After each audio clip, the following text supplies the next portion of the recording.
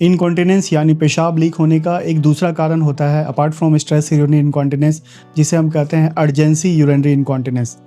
ये इसमें क्या होता है कि आपको पेशाब जो है बहुत ही तेज़ लग जाता है।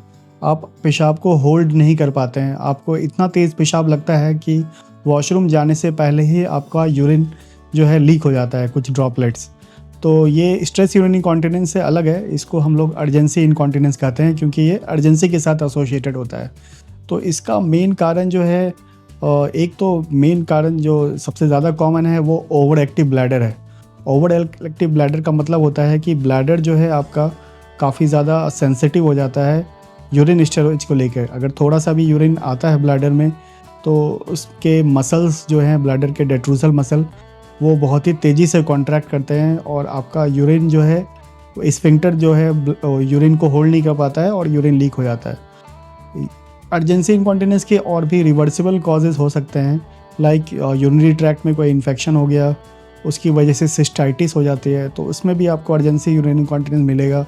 या कोई ब्लैडर में कोई पैथोलॉजी है, मान लीजिए कोई स्टोन है जो कि ब्लैडर को इरिटेट कर रहा है, या फिर कोई ट्यूमर है ब्लैडर में, या फिर आपने कोई रेडिएशन थेरेपी कराई है तो उसकी वजह से सिस्टाइटिस हो गई है।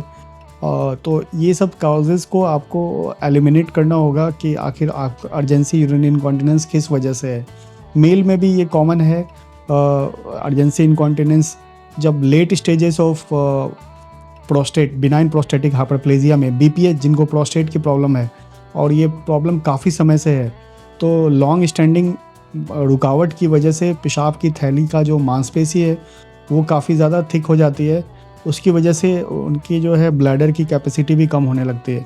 तो उन लोगों में भी अर्जेंसी यूरिनरी इनकॉन्टिनेंस मिलता है।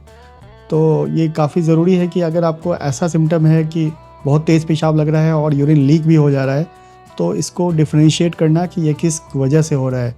या तो ये ओवर एक्टिव ब्लैडर है या फिर कोई रिवर्सिबल कॉजेज़ हैं, क्योंकि सभी का ट्रीटमेंट अलग अलग होता है। ओवर एक्टिव ब्लैडर हम लोग एंटी मस्करिनिक मतलब दवाइयों से ठीक कर सकते हैं। अगर ब्लैडर में स्टोन है तो उसे सर्जरी की ज़रूरत होती है।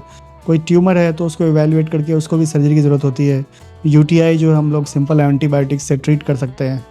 और बाकी ओवर एक्टिव ब्लैडर में हम लोग लाइफस्टाइल मॉडिफिकेशन करके, फ्लूइड इंटेक कम करके, ब्लैडर इरिटेंट जो कुछ पदार्थ होते हैं उनका सेवन कम करके हम लोग ओवर एक्टिव ब्लैडर के सिम्टम्स को भी कंट्रोल कर सकते हैं। Thank you.